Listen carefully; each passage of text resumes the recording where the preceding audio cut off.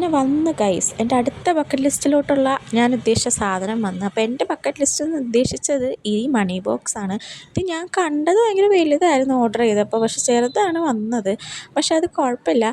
അപ്പോൾ ഈ മണി ബോക്സാണ് എൻ്റെ ബക്കറ്റ് ലിസ്റ്റ് എന്ന് വെച്ചാൽ എൻ്റെ ബക്കറ്റ് ലിസ്റ്റിലോട്ടുള്ള വഴി ഈ മണി ബോക്സാണ്. പൈസ കൂട്ടി എന്താണ് ബക്കറ്റ് ലിസ്റ്റ് എന്ന് ചോദിച്ചു കഴിഞ്ഞാൽ എനിക്ക് ഉംറ ചെയ്യുന്നതാണ് എൻ്റെ ബക്കറ്റ് ലിസ്റ്റ്. എനിക്ക് എൻ്റെ ഉമ്മാനായിട്ട് ഉംറ ചെയ്യണം. അതിനുവേണ്ടി നമ്മൾ ഇപ്പോഴേ പൈസ കൂട്ടുവാണെങ്കിൽ ഇൻഷാ അള്ളാ കുറച്ച് ടൈം കഴിയുമ്പോഴേക്കും ആ ടൈം ആകുമ്പോൾ നമുക്ക് പോകാൻ പറ്റും എന്നുള്ള ഒരു പ്രതീക്ഷയിൽ ഞാനങ്ങനെ കൂട്ടുവാണ്. ആദ്യം ഞാനൊരു ടിന്നെടുത്ത് അത് കുടുക്കിയാക്കിയാലോ എന്നുള്ളൊരു പ്ലാനൊക്കെ എനിക്ക് ഉണ്ടായിരുന്നെങ്കിൽ പോലും എൻ്റെ കയ്യിലിരിപ്പ് ശരിയല്ലാത്തതുകൊണ്ട് ഞാനൊരു മണി ബോക്സ് തന്നെ അങ്ങ് ഓർഡർ ചെയ്ത് വാങ്ങാമെന്ന് ഓർത്ത്. ഇതിലായിരിക്കും നമുക്ക് നമ്മുടെ പൈസയൊക്കെ ടാർഗറ്റ് ചെയ്ത് വെക്കാമല്ലോ. പിന്നെ മറ്റേതും ഞാൻ കുടുക്കിയാക്കാം എന്നുള്ള പ്ലാനൊക്കെ എനിക്കുണ്ട്.